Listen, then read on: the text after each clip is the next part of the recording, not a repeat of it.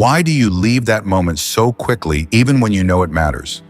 Why do you feel something important begin to surface and then immediately move away from it, as if staying with it would reveal something you are not ready to face about yourself? Have you noticed how precise that moment is? How it appears quietly, without warning, and then disappears just as quickly? It does not demand attention. It does not force itself forward, but it is there. And if you ignore it, the same pattern continues without interruption. So what would happen if you didn't ignore it this time? If you stayed with it instead of moving away? What would you actually see if you allowed that moment to fully unfold? Without distraction, without explanation, without immediately trying to replace it with something easier? Because that is where the pattern becomes visible, not in your actions, but in the moment before them. Not in what you do, but in what you avoid doing, in the hesitation that appears before movement, in the quiet resistance that shapes your decisions without asking for permission.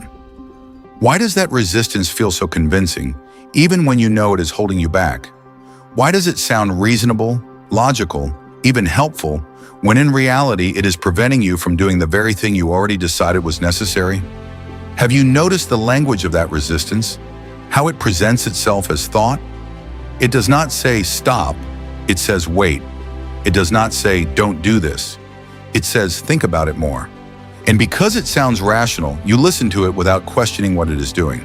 But what is it actually doing, and what happens when you follow it every time? Does it lead you forward, or does it return you to the same place with the same frustration, the same awareness, and the same promise that next time will be different? Why does next time never feel different? And why does the same pattern continue even when you recognize it? Why does awareness not immediately translate into change? And why does knowing something is happening not seem to stop it from happening again? Because awareness without attention is incomplete, and most people never stay with awareness long enough for it to change anything. They notice the pattern briefly and then they move away, returning to distraction before the pattern has a chance to fully reveal itself. So what happens when you stay, even for a few seconds longer than usual? What happens when you do not immediately react, when you do not follow the thought, when you allow the discomfort to remain without trying to resolve it or escape from it? At first it feels unfamiliar, almost unnatural, because you are interrupting something that normally runs automatically. You are breaking the sequence, stopping the movement from thought to reaction, and that interruption creates something you are not used to experiencing. That something is space, and most people are not comfortable with it, not because space is negative, but because they are not used to being in it. They are used to movement, to reaction, to constant engagement with whatever appears in their mind. Have you noticed how quickly your mind tries to fill that space? How it introduces new thoughts, new distractions, anything to avoid stillness? Why does stillness feel so uncomfortable? And why does your mind work so quickly to replace it with something familiar? Because stillness removes the pattern, and without the pattern, there is nothing to follow. There is no automatic reaction, no immediate direction, and that lack of direction feels uncertain, even though it is actually the beginning of clarity. So what happens if you stay there, just a little longer than usual? What happens if you allow the thought to exist without engaging with it, without treating it as something that needs to be solved or followed or acted on immediately? You begin to see it differently, not as something that controls you, but as something that appears. And that distinction is subtle, but it changes everything, because what appears can be observed, and what is observed no longer has the same authority. Why does that matter so much? And why does it feel different the moment you notice it? Because now the thought is no longer driving your behavior automatically. It is no longer dictating your next move. It is simply there, existing without control. And when a thought loses its control, it also loses something else. It loses urgency, it loses the sense that it must be followed immediately, and it loses the ability to pull you into the same pattern without your awareness. Have you noticed that shift, even briefly, even once? That moment where you saw the thought but did not react to it, where you felt the impulse but did not follow it, where you paused instead of continuing automatically? That moment is small, almost insignificant at first, but it is enough, because the pattern depends on continuity. It depends on you moving from thought to reaction without interruption.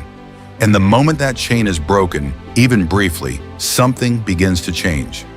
Why does something so small matter so much? And why does it feel so different from everything else you have tried?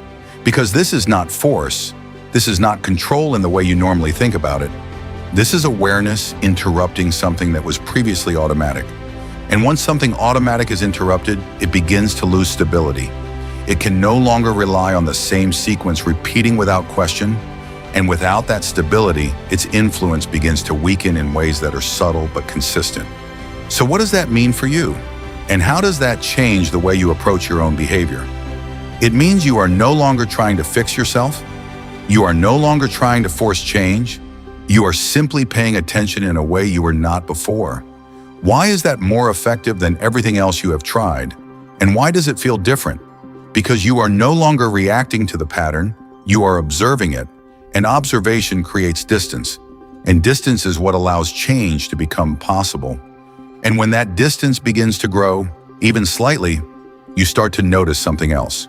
You are not the pattern, you are the one experiencing it. And that distinction removes the assumption that what you feel is automatically what you must follow.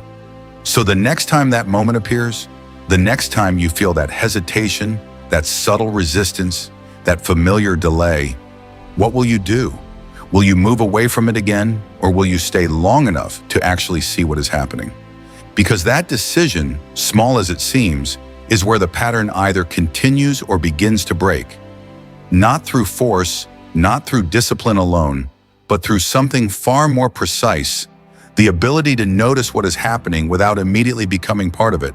And once you can do that, even briefly, something becomes clear. You are not stuck because you lack ability.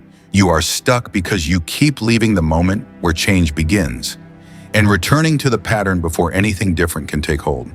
So the real question is not whether you can change, because you can. The real question is whether you are willing to stay with what you have been avoiding long enough to actually see it instead of continuing to move away every time it appears. That is where self-sabotage ends, not when you force yourself forward, but when you stop leaving the moment that reveals why you were holding yourself back in the first place. If you are working to understand your mind at a deeper level and take control of patterns that no longer serve you, consider subscribing to the Mind Refined, because most people never stay long enough to see what is actually controlling them.